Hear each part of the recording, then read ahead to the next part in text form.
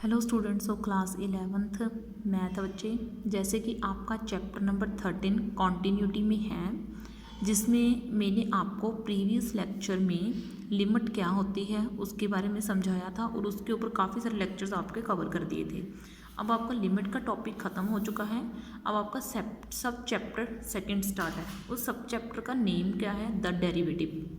आज हम डेरिवेटिव के कुछ बेसिक्स समझेंगे, ठीक है, और डेरिवेटिव लिया कैसे जाता है इस चीज़ को समझाएंगे। डेरिवेटिव लेना नहीं सिखाऊंगी आज मैं सिर्फ आपको कुछ बेसिक फंक्शन के डेरिवेटिव को लर्न रखना सिखाऊंगी।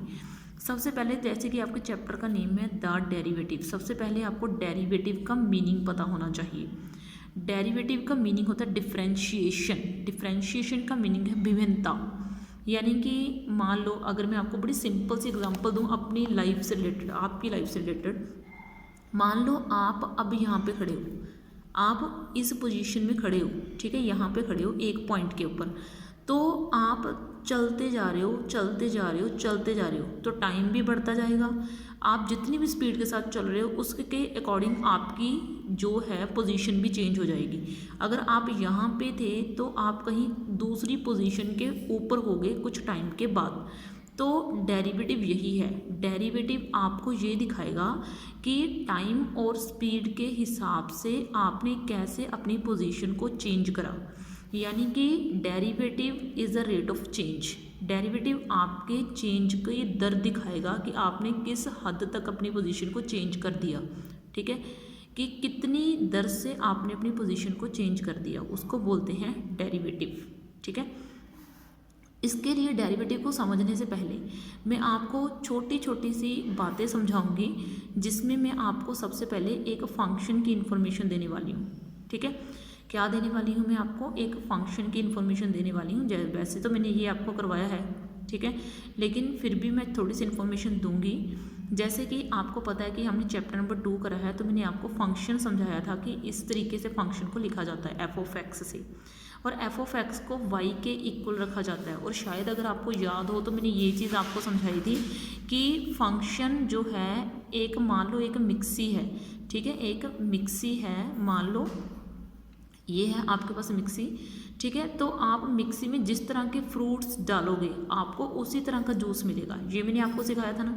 अगर आप गले हुए फ्रूट डालोगे तो आपको बेकार जूस मिलेगा, अगर आप अच्छे फ्रूट डालोगे तो आपको अच्छा जो है जूस मिलेगा। यानी कि जैसी आपने इनपुट दी वैसे आपको आउटपुट मिल गई। अगर आउटपुट अच्छी चाहते हो तो इनपुट अच्छी डालनी पड़ेगी, ठीक है। तो function is like a machine in which we put the value of domain and we get the value of range, ठीक है। तो ये मैंने आपको फंक्शन के बारे में समझाया था। अब जो होता है ये अंदर वाली चीज़ x, इसको बोला जाता है डोमेन, ठीक है, और जो बाहर वाली चीज़ होती है y, इसको बोला जाता है रेंज, ठीक है।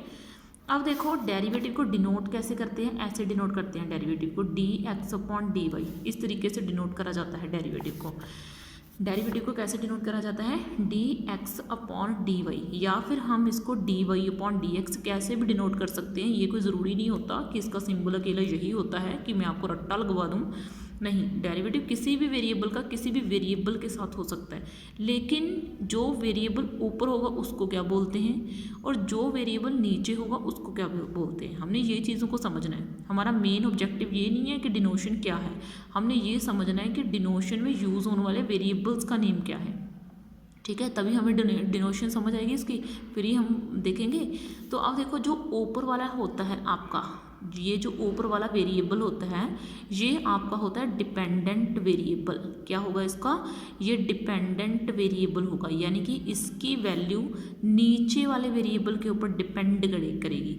अब जैसे मैंने आपको ये बताया एक फंक्शन है, आप जिस तरीके का x डालोगे इस फंक्शन में, जिस तरीके का x डालोगे, आप जिस तरीके की डोमेन दोगे वो रेंज उसके ऊपर डिपेंड करेगी। जैसे मैंने मशीनरी में आपको अभी बताया, जैसा फ्रूट डालोगे वैसा आपको जूस मिलेगा। यानी कि जैसी आप इनपुट, जैसा आपने x डाला वैसा ही आपको y मिल गया। तो इसलिए x की डिपेंडेंसी इस y, इस जूस की डिपेंडेंसी किसके ऊपर है? डाले गए फ्रूट के ऊपर है ना। जूस की डिपेंडेंसी किसके ऊपर है? फ्रूट के ऊपर है, कि आपने फ्रूट किस तरीके का डाला। तो वैसे ही इस डिपेंडेंट वेरिएबल, इसको डिपेंडेंट बोला जाता है क्योंकि इसकी डिपेंडेंसी इस वेरिएबल के ऊपर है, किसके ऊपर, नीचे वाले के ऊपर, तो इसको इंडिपेंडेंट बोला जाता है नीचे वाले को। नीचे वाला नहीं डिपेंड करेगा, फ्रूट जो है वो जूस के ऊपर नहीं डिपेंड करेगा, जूस फ्रूट के ऊपर डिपेंड करेगा, ठीक है। तो इंडिपेंडेंट वेरिएबल, इंडिपेंडेंट वेरिएबल होता है हमारा नीचे वाला। जैसे अगर मैं आपको बड़ा सिंपल, इससे भी सिंपल समझाऊं तो मान लो मैंने y ले लिया, 2x + 3। अब जहाँ पे आप x की जैसी वैल्यू डालोगे वहाँ पे आपको y की वैसी वैल्यू मिल जाएगी। मान लो अगर मैं x को 1 डाल रही हूँ तो भाई मेरे को y की वैल्यू 5 मिल जाएगी। अगर मैं x को 2 डाल रही हूँ तो y की वैल्यू मेरे पास 7 मिल जाएगी, ठीक है। अलग अलग x के लिए मुझे अलग अलग वैल्यू मिलेगी। समझ में आई आपको बात। तो डेरिवेटिव को हम, अब आपको डिनोशन को समझना होगा। पहले y डिपेंडेंट वेरिएबल, ऊपर वाला वेरिएबल हमेशा डिपेंडेंट होता है, ऊपर वाला वेरिएबल हमेशा डिपेंडेंट होता है और नीचे वाला वेरिएबल आपका हमेशा इंडिपेंडेंट वेरिएबल होता है। तो हम डेरिवेटिव पता कैसे लेते हैं, डिपेंडेंट वेरिएबल का डेरिवेटिव लेते हैं विद रिस्पेक्ट टू यानी कि किसके साथ, इंडिपेंडेंट वेरिएबल के साथ। हम हमेशा डेरिवेटिव लेने का ये वे रखेंगे, ऊपर हमेशा डिपेंडेंट वेरिएबल रखेंगे, नीचे हमेशा इंडिपेंडेंट वेरिएबल रखेंगे और डिपेंडेंट वेरिएबल का इंडिपेंडेंट वेरिएबल के साथ हम डेरिवेटिव लेंगे, ठीक है। समझ में आई आपको बात, ठीक है।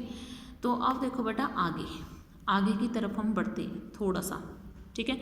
इतना करवाने के बाद अब मैं आपको थोड़े से डेरिवेटिव लर्न करवाती हूँ, ठीक है। अब अगर मैंने पढ़ना है इसको, मैं सिंपल कैसे पढ़ सकती हूँ, dy/dx। क्या पढ़ूँगी मैं इसको, dy/dx। और dy/dx का मीनिंग क्या है, रेट ऑफ चेंज, डेरिवेटिव। इसका मीनिंग क्या है, derivative of y with respect to fx। अगर मुझे इसको अच्छे से रीड करना है, 2 रीड करने के तरीके हैं।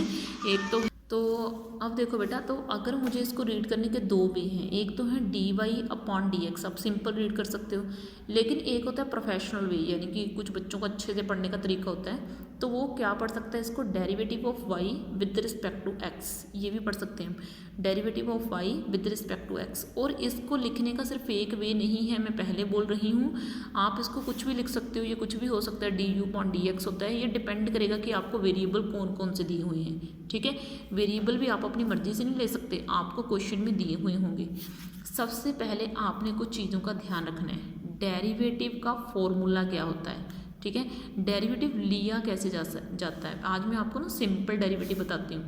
डेरिवेटिव d/dx, y मीन्स कोई भी फंक्शन ऐसे दिया होगा, मान लो y आपको x² दिया हुआ है, ठीक है। तो डेरिवेटिव लेंगे कैसे हम, डेरिवेटिव लेने का तरीका है, अगर मुझे x का डेरिवेटिव लेना है, x की समथिंग पावर का, x के ऊपर अगर कुछ पावर हो और मुझे उसका डेरिवेटिव लेना है, मुझे x की पावर n का डेरिवेटिव लेना है, तो मैं कैसे लूँगी, n को यहीं पे छोड़ दूँगी, इस पावर को ऊपर वाली को नीचे उतार दूँगी और x की पावर में से 1 माइनस कर दूँगी। ध्यान रखना मैंने क्या बोला, पावर को मैंने नीचे उतारा और x की पावर में से 1 को माइनस कर दिया, तो ये मेरा क्या आ जाएगा, ये मेरा डेरिवेटिव आ जाएगा, ठीक है। तो अगर मुझे मान लो क्वेश्चन निकालना है y = x की पावर 4 है, मुझे इसका डेरिवेटिव लेना है, तो आप कैसे लोगे, तो आप इसको लिखोगे d/dx कि डेरिवेटिव किसका, x की पावर 4 का। कैसे निकलेगा, 4 को नीचे उतार दो, x की पावर 4 में से 1 क्या कर दो, माइनस कर दो, तो ये आ जाएगा 4x की पावर 3। तो ये ऐसे आ जाएगा, ठीक है। मतलब पूरा प्रॉपर वे रखो लेने का। अगर मान लो मैं ऐसे ले रही हूँ, z ले रही हूँ, y की जगह पे मैं z ले रही हूँ और यहाँ पे t की पावर 4 ले रही हूँ, तो आप इसको लिखोगे dz, ऊपर ये वाला वेरिएबल आएगा जो इधर है, नीचे ये वाला आएगा जो इधर है, तो dz/dt निकालना है मुझे। तो ये कैसे निकलेगा, 4 को नीचे लिखा और t की पावर 4 में से 1 माइनस करा, तो ये आ जाएगा 4t की पावर 3, ठीक है। और अगर फंक्शन बिल्कुल अकेला है, ठीक है, मान लो y = 9 है, तो अब मैं आपको बोलूँ कांस्टेंट फंक्शन है, ये इधर क्या है, कांस्टेंट फंक्शन। तो अब मैं आपको एक रिजल्ट लिखवाना चाहती हूँ, the derivative of constant function is always 0। The derivative of constant function is always zero, function is always zero, कि अगर आपके पास कांस्टेंट फंक्शन आ जाए, आपके पास कोई भी वेरिएबल ना आए, तो उसका डेरिवेटिव आपका क्या होगा, ज़ीरो के इक्वल होगा। किसके इक्वल होगा, ज़ीरो के। यहाँ पे आप कुछ भी लिख सकते हो, क्योंकि यहाँ पे तो कुछ भी नहीं है, ना x है, ना y है, ना z है, ना 2 है, ना t है, कुछ भी नहीं है भाई। तो आप यहाँ पे कुछ भी ले सकते हो, नीचे कोई भी वेरिएबल आप सेलेक्ट करना चाहते हो आप कर सकते हो, यानी कि आप डिपेंडेंट वेरिएबल तो y ही लोगे, क्योंकि डिपेंडेंट वेरिएबल तो आपके पास है, लेकिन इंडिपेंडेंट वेरिएबल तो आपके पास है ही नहीं, तो आप तो कुछ भी ले सकते हो ना, ठीक है। और अगर आपके पास मैंने एक क्वेश्चन दे दिया, मान लो z इज़ इक्वल टू मैंने ले लिया लाइक यहाँ पे t दे दिया, अगर पावर 1 हो, ठीक है, तो इसको पहले मैं लिखूँगी dz/dt, तो इसका बन जाएगा 1, ठीक है, यानी कि क्या बन जाएगा 1, यानी कि द डेरिवेटिव, यहाँ पे एक रिजल्ट बन गया, द डेरिवेटिव क्या, डेरिवेटिव किसका, of variable with power 1, of variable with power 1, यानी कि वेरिएबल का डेरिवेटिव जिसकी पावर क्या है 1, ठीक है, उसका डेरिवेटिव क्या होगा, इज इक्वल टू 1, यानी कि वो वेरिएबल जिसकी पावर 1 है उसका डेरिवेटिव भी 1 हो जाएगा, ठीक है। तो आज मैंने आपको सिर्फ डेरिवेटिव की एक सिंपलेस्ट फॉर्म सिखा दी है, डेरिवेटिव किसको बोलते हैं ये सिखा दिया है, डेरिवेटिव को कैसे डिनोट करा जाता है ये सिखा दिया है, ठीक है। तो नेक्स्ट क्लास में तो थोड़ा सा हाई लेवल का डेरिवेटिव हम उठाएंगे और उसके बारे में बात करेंगे। ओके बेटा, थैंक यू।